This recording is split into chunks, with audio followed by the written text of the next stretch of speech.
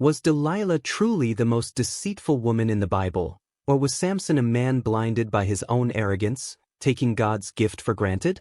What if I told you that this story goes far deeper than what most people know? There are hidden truths buried beneath the ruins of Gaza, mysteries that were never unveiled to the public eye. How did a man destined for greatness fall so tragically? And why did God still use his downfall to fulfill his divine plan?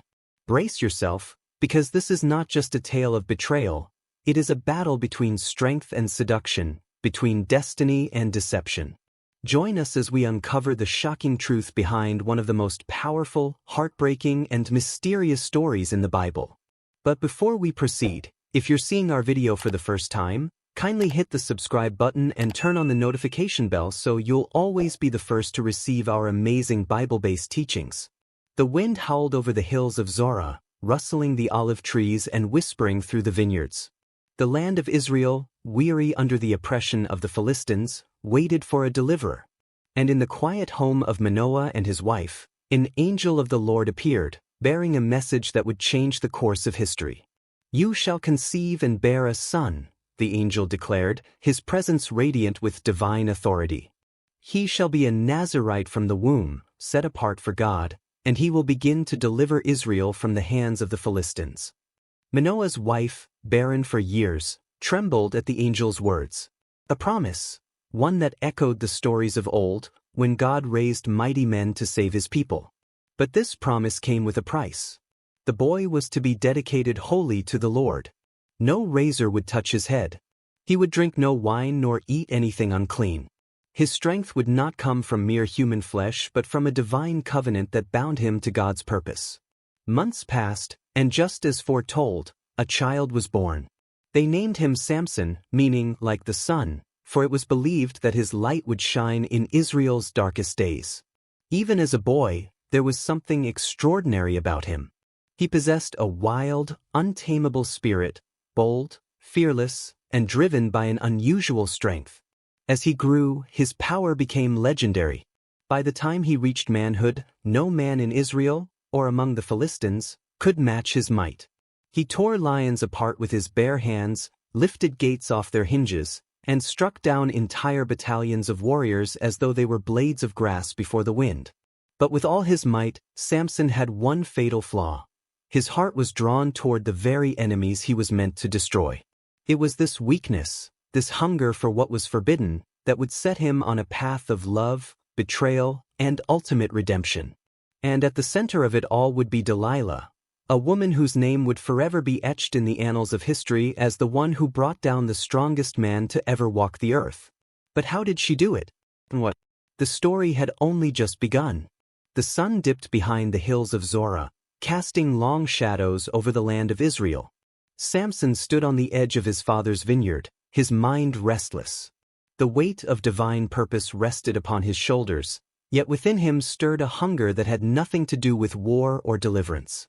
For years, the Philistines had ruled over Israel, pressing their heavy yoke upon the people. Their gods were worshipped in the land, their warriors patrolled the cities, and their presence was an ever-present reminder that Israel was no longer free. Samson, gifted with unparalleled strength, was born to challenge this dominion. But rather than raising his sword in defiance, he found his heart drawn toward the very people he was meant to destroy. His first temptation came in the form of a woman, a Philistine maiden from Timnah. She was unlike the Israelite women, with her dark kohl-lined eyes, adorned in silk garments that shimmered like water under the sun. Her laughter was a melody that played in Samson's ears long after he had left her presence. Against the protests of his parents, who warned him not to marry outside the covenant of Israel, Samson declared, "Get her for me, for she pleases me well." His father, Manoah, a righteous man, was troubled. "Is there no woman among your own people that you must go to the uncircumcised Philistines?" he pleaded. But Samson was not one to be swayed. What he wanted, he pursued with relentless determination. Little did he know, his desire was leading him down a dangerous path. The lion and the riddle. As Samson traveled to Timnah to claim his bride, something unexpected happened. A lion, its golden mane wild like fire, emerged from the vineyards, its roar splitting the silence. The beast lunged, fangs bared, muscles rippling with power. Most men would have fled. But Samson stood his ground. Without a sword or spear, he met the lion in combat, his bare hands gripping its throat. The struggle was fierce, the air thick with the scent of blood and dust. Then, with a mighty twist of his arms, Samson tore the creature apart as if it were nothing more than a young goat. He stood over the carcass, his chest rising and falling, his hands drenched in the lion's blood. A thrill coursed through him. This was power, raw, unchained, unstoppable. But he told no one. The encounter was his alone, a sign of what was to come. Days later, when he returned to Timnah for his wedding, he passed the place where the lion's corpse lay. To his surprise, bees had made their home in its ribcage, their golden honey gleaming in the sunlight. He reached in, scooping out the honey, savoring its sweetness. The experience planted an idea in his mind, a riddle, a challenge. At his wedding feast, surrounded by Philistine lords, he posed the question. Out of the eater came something to eat, and out of the strong came something sweet. The Philistines were baffled. They whispered among themselves, their frustration mounting. For 3 days, they struggled to unravel the mystery. But Samson underestimated the lengths to which his enemies would go. On the 4th day, the Philistine men turned to Samson's new wife. They seized her by the arms, their voices low and menacing. "Entice your husband to tell us the answer," they commanded, "or we will burn you and your father's house with fire." Terror filled the woman's eyes. She knew the Philistines were not to be trifled with. Desperate, she turned to Samson, her hands trembling as she clung to him. "You do not love me," she wept, her voice laced with sorrow. "You have told a riddle to my people, but you have not told me its meaning." For days, she pressed him, her tears an endless storm. Samson, strong in battle, was weak in the arms of a woman. On the 7th day, weary of her pleading, he gave in. "It is the lion," he murmured, "and the honey within." She wasted no time. That night, she whispered the secret to the Philistine men, and before the sun rose, they came to Samson with the answer. What is sweeter than honey? What is stronger than a lion? Samson's blood boiled. Betrayal. The woman he had given his heart to had deceived him. He saw through her tears, through the trembling of her hands. She had chosen them over him. His voice was low, edged with fury. "If you had not plowed with my heifer, you would not have solved my riddle." Without another word, Samson stormed out of the wedding feast. His anger burned hotter than fire, and he went down to Ashkelon, where he struck down 30 Philistine men, taking their garments to pay the debt of his lost bet. But in his absence, his new wife was given to another man. A heart that would not learn. Samson's rage was swift and terrible. He set fire to the Philistine fields, tying torches to the tails of foxes and releasing them into the grain. The Philistines retaliated, killing his wife and her family in cruel vengeance. Yet, despite the pain, despite the betrayal, Samson did not change. His heart was still drawn to the forbidden. He had not learned. His strength was unmatched, but his weakness was fatal. The years passed, and the legend of Samson grew. The Philistines feared him, and the Israelites whispered his name with awe. But he was a man at war with himself, torn between the God who had set him apart and the desires that led him into the arms of his enemies. And then, one fateful night, in the valley of Sorek, he met the woman who would become his greatest downfall. Her name was Delilah.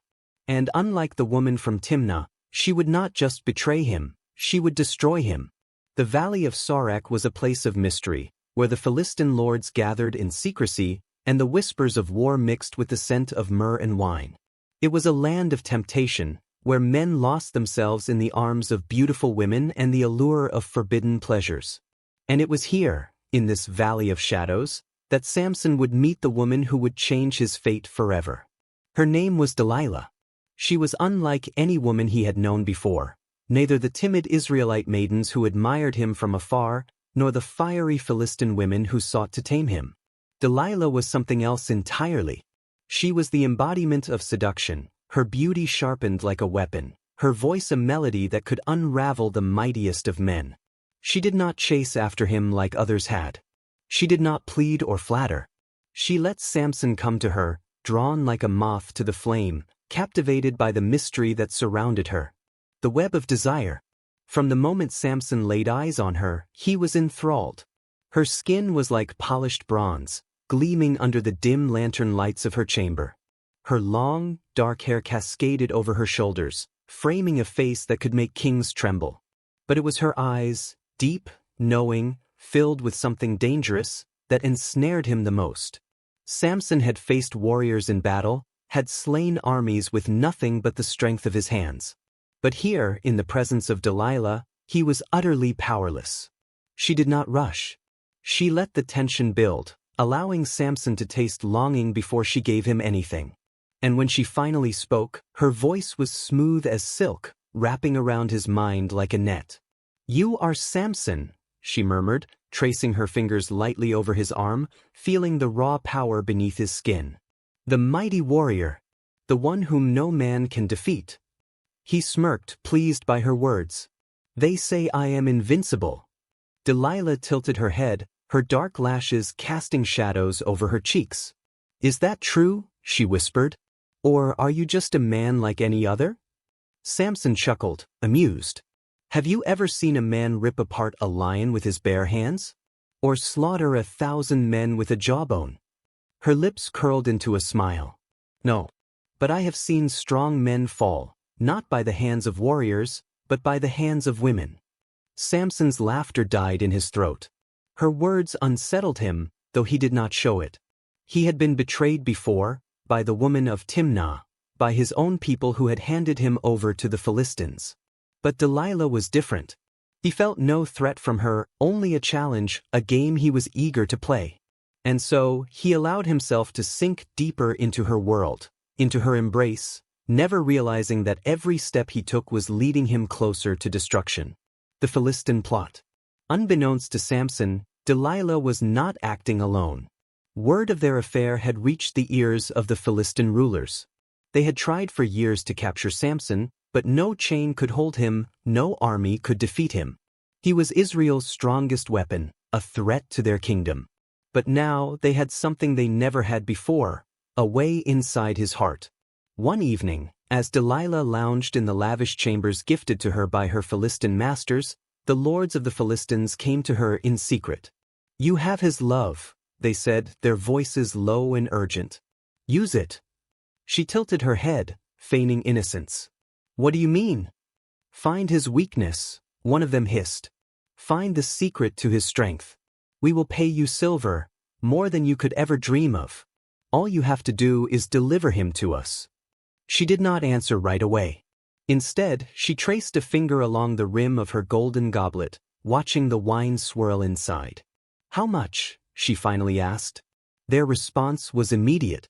1,100 pieces of silver from each of us. Her eyes flickered with something unreadable. Then slowly she smiled. The first attempt. That night, when Samson returned to her, his body was weary from battle, but his heart was open. He sank into her embrace, breathing in her scent, unaware that her mind was already at work, weaving a web around him. She ran her fingers through his hair, her touch featherlight. "Samson," she whispered against his ear. "Tell me something." He exhaled, his muscles relaxing under her touch. "What is it?" Her lips hovered close to his. "What makes you so strong? What is the secret of your power?"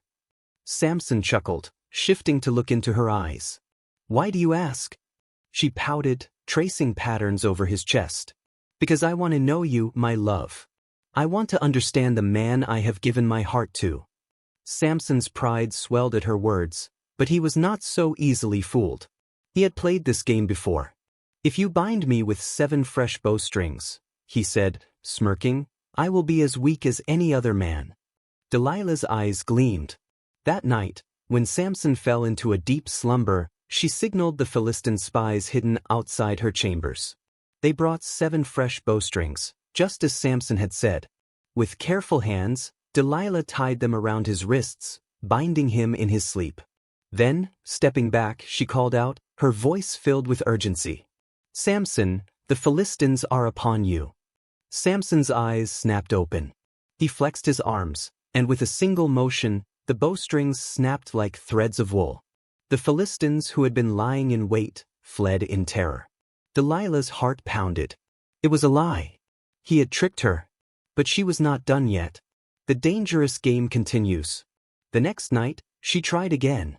She draped herself over him, her lips pressing against his jaw, her fingers tracing his scars. "You do not trust me," she whispered. "If you did, you would tell me the truth." Samson sighed, running a hand through his wild hair. He was a man of war, but when he was with Delilah, all he wanted was peace. "Fine," he murmured. "If they bind me with new ropes that have never been used, I will be weak." Again, Delilah waited until he was asleep. Again she called in the Philistine spies. And again, when she shouted, "Samson, the Philistines are upon you," he tore through the ropes as though they were nothing. Delilah gritted her teeth. This was not just about the silver anymore. She had to break him. And she knew exactly how to do it. The night was thick with the scent of myrrh and the distant crackle of torches as they burned in the valley of Sorek. The air carried whispers, secrets spoken in hushed tones, plans woven in darkness. The Philistine lords were waiting, their patience running thin, their gold still untouched. And at the heart of this deadly game sat Delilah, her dark eyes burning with determination. She had underestimated Samson's cunning. Twice, he had deceived her, slipping through the traps she had so carefully laid. Twice, she had failed to deliver him into the hands of the Philistines. But Delilah was not a woman who accepted failure. She had not risen to power in the world of the Philistines through beauty alone. No, she was more than just a temptress. She was a strategist, a hunter, and Samson was her prey. This time, she would not play the game as she had before. This time, she would go after his heart. The breaking of Samson's spirit. That evening, when Samson entered her chamber, his body was weary, but his spirit was even more so. The weight of his battles pressed against him, the burden of his strength leaving him restless. Delilah knew this was the moment. She curled herself against him, her fingers tracing the contours of his muscles. She did not ask him about his strength immediately. Instead, she whispered to him of love. "Samson," she murmured, her voice soft, laced with longing. "Do you not trust me?" He closed his eyes, inhaling the scent of her perfume. "I trust you, Delilah," he said. She lifted her head, pressing a kiss to his jaw. "Then why do you mock me?" His brow furrowed. "Mock you? You do not love me," she whispered, her voice trembling just enough to make him believe the lie. "If you did, you would tell me the truth. You would let me in. But you keep me in the dark. You push me away. Do you think I am your enemy?" Samson sighed. He had played this game before, but something about the way she spoke now, so soft, so hurt, unsettled him. "I do not push you away," he muttered. "Then prove it," she said, her hands pressing against his chest. "Tell me the truth, Samson. No more lies. No more tricks. If you love me, tell me where your strength comes from." Samson's jaw clenched. He should have walked away. He should have seen the trap for what it was. But he was weary. And he wanted peace. So, he gave her another lie. "If you weave the 7 locks of my hair into the loom and fasten it, I will be as weak as any other man." Delilah did not question him. She only smiled, running her fingers through his thick, wild locks. That night, she waited until he was deep in slumber before she did as he had said. She took his 7 locks and wove them into the loom, tightening them, binding him. Then she called out, "Samson, the Philistines are upon you." Samson awoke with a start, shaking himself free, tearing the loom apart as if it were nothing. And Delilah? She wept. She did not scowl. She did not scream in anger. Instead, she cried. Tears streamed down her perfect face, her shoulders shaking. She turned away from him, her sobs soft but unmistakable. Samson frowned. He had faced armies, lions, and betrayal, but he was utterly powerless against the sight of a woman crying. "Delilah," he sighed, reaching for her. She pulled away. "Leave me," she whispered. His hand fell. "Why are you crying?" "Because you have made a fool of me," she said, her voice trembling. "3 times, Samson. 3 times you have lied to me. If you loved me, you would not treat me this way. But I see now. You do not love me. That is not true. Then prove it, she snapped, spinning to face him. Her eyes were red, her lips trembling. Tell me the truth. Tell me the secret of your strength, or I will know that I am nothing to you. Samson hesitated. His mind screamed at him to walk away. But Delilah was relentless. Day after day, she pressed him, her words like arrows to his soul, her touch both tender and punishing. She wore him down, stripping him of his defenses, making him doubt himself, making him believe that without her, he was alone. She poisoned his mind with whispers of love, of betrayal, of heartbreak. And finally, on the 7th day, Samson could take no more. He sat before her, his body tense, his jaw set. His heart ached and his mind was clouded. Enough, he muttered. Delilah held her breath. You want to know my weakness? He said, his voice low. Fine, I will tell you. But you must swear never to use it against me. Delilah did not hesitate. I swear it, my love, she whispered. On my life. Samson exhaled slowly, his eyes searching hers one last time. Then he spoke the words that would seal his fate. The truth is revealed. My strength is not my own, Samson admitted. It is a gift from God. I was born a Nazirite, set apart from birth. My hair has never been cut, for it is a sign of my vow to him.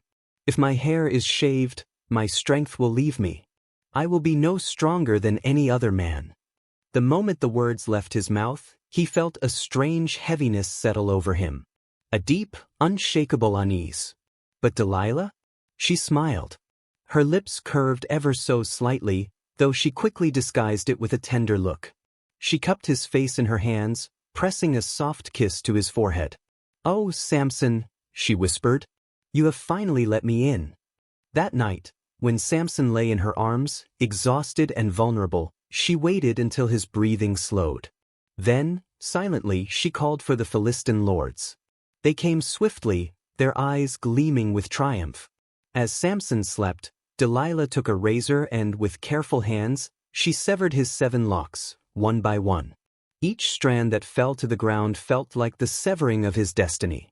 And when the final lock was cut, the air seemed to grow still. She leaned close to his ear and whispered, Samson, the Philistines are upon you. His eyes snapped open.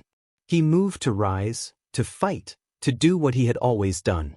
But this time, nothing happened. His strength was gone. He staggered, confusion flashing across his face. His arms felt weak. His legs were slow. Before he could react, the Philistines swarmed him, striking him down, shackling him in iron chains. For the first time in his life, Samson, the mighty warrior, fell. And Delilah?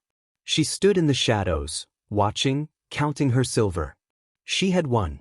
But what she did not realize was that her victory would come at a price. For God was not yet done with Samson. And soon, the name of the one they called the strongest man in Israel would be remembered, not for his fall, but for his final act of redemption. Samson woke up to a darkness deeper than any he had ever known. It was not the darkness of the night, nor the shadowed corners of a Philistine prison. It was something far worse. It was blindness. He could feel the pain still burning in his empty sockets, the cruel reminder of what they had done to him. They had gouged out his eyes. He, Samson, the warrior who had once torn apart a lion with his bare hands, who had crushed 1,000 men with the jawbone of a donkey, was now a blind, broken man. He had once been feared, his name spoken with dread among the Philistines. Now they mocked him. He was led by the hand like a child, stumbling over the uneven stone floors of the Philistine dungeon. The air was thick with filth, the scent of rotting straw and unwashed bodies clinging to his skin. This was his fate now. Not a hero. Not a warrior. Just another prisoner. But even as the iron chains dug into his wrists, even as his body ached from the endless labor forced upon him, something stirred deep within him. Something that could not be broken. Not by Delilah's betrayal. Not by the Philistines' cruelty. Not even by blindness. His spirit. The chains of humiliation.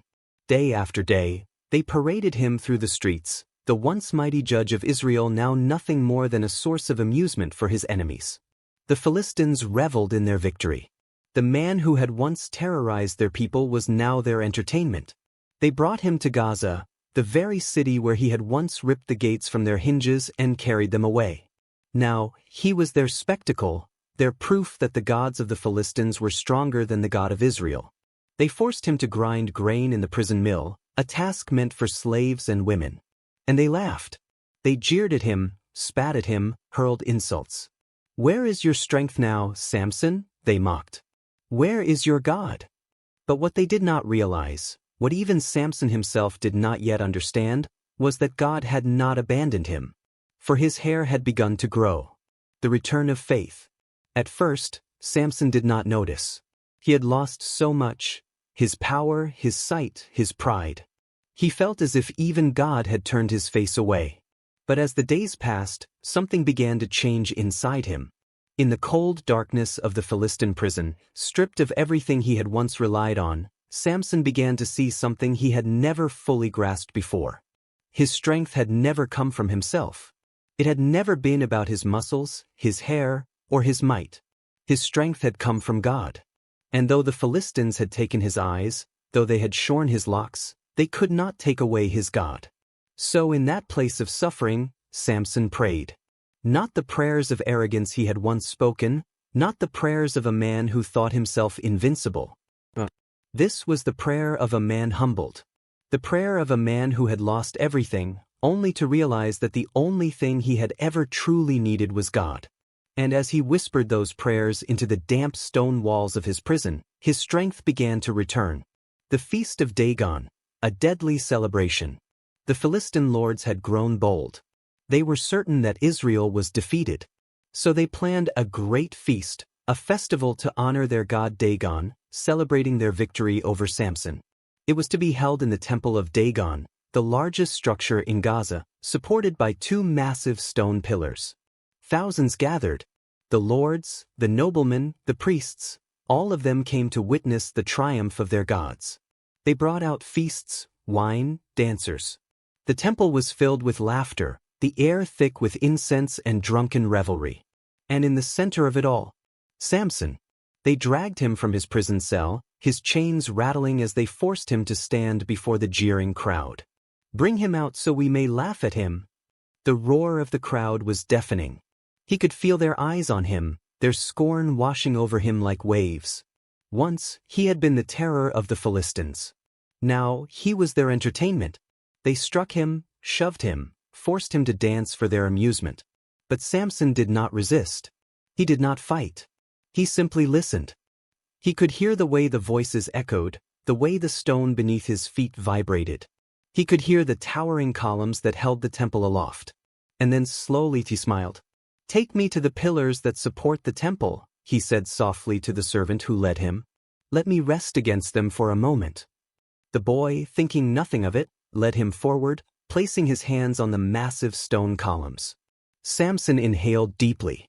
His fingers traced the rough stone. He could feel the weight of the temple pressing down, the sheer power of the structure. And in that moment he knew. This was why God had spared him. This was why his hair had grown back. This was his redemption. The final prayer of a fallen warrior. Samson lifted his face toward the heavens. He could not see, but he did not need to. "O Lord God," he whispered, his voice shaking, "remember me. Strengthen me one last time, that I may take vengeance on the Philistines for what they have done to me." He took a deep breath.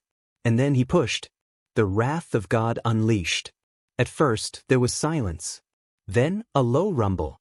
The stone trembled beneath his hands. The crowd's laughter turned to confusion. Cracks split through the marble.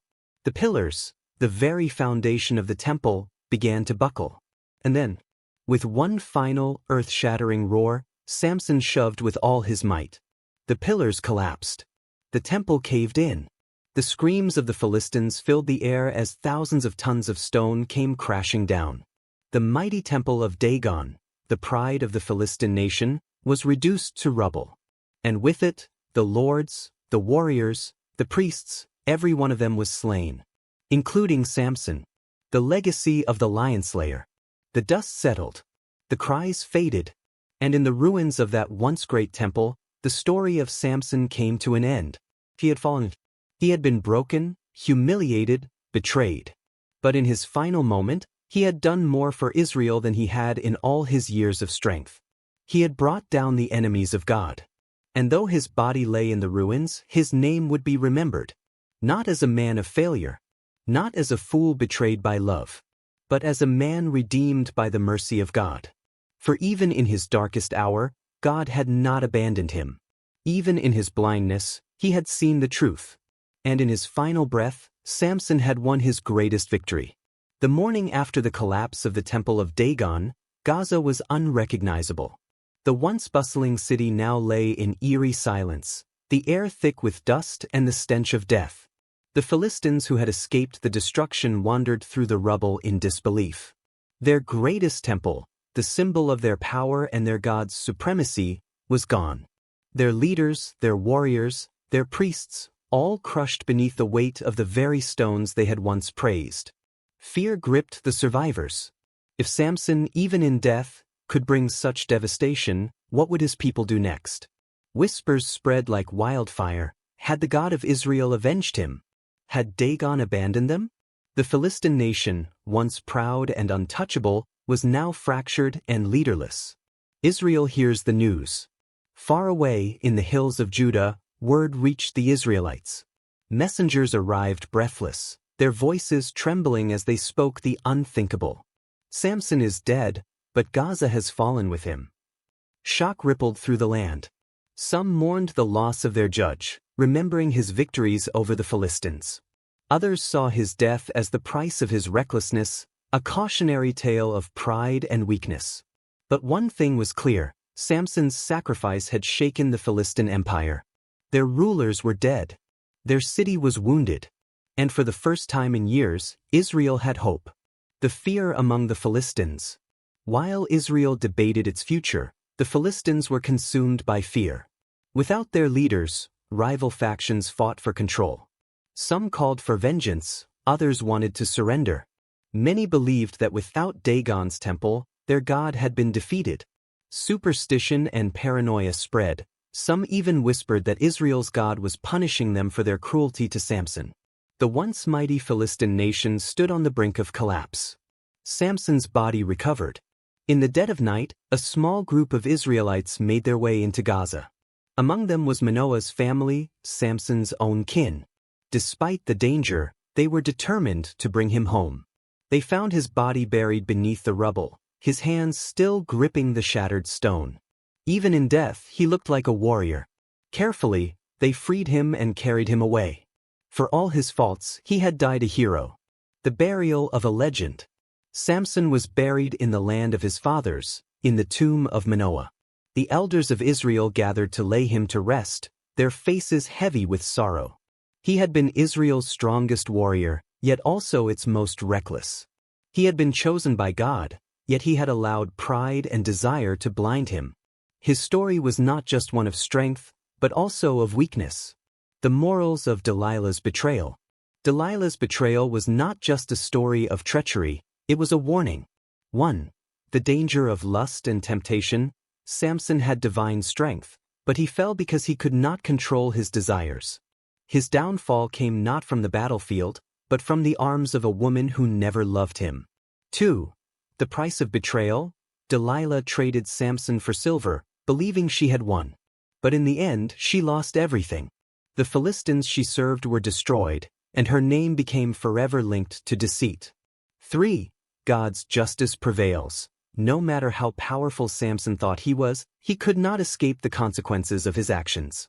But even in his failure, God used him to fulfill his purpose. 4. True strength comes from God. Samson's power was never truly his. It was a gift from God. The moment he placed his strength in the hands of Delilah instead of in God, he lost everything. 5. Be careful who you trust. Delilah's words were sweet, but her heart was full of deceit. Samson's trust in the wrong person cost him his sight, his freedom, and ultimately his life. Samson's story did not end in shame, it ended in redemption. Despite his failure, God used him to bring justice to Israel. And even today, his story reminds us of the dangers of pride, temptation, and misplaced trust. The prayer for wisdom and strength. Heavenly Father, thank you for the lessons from Samson's life. Help me to find strength not in my own power, but in you alone.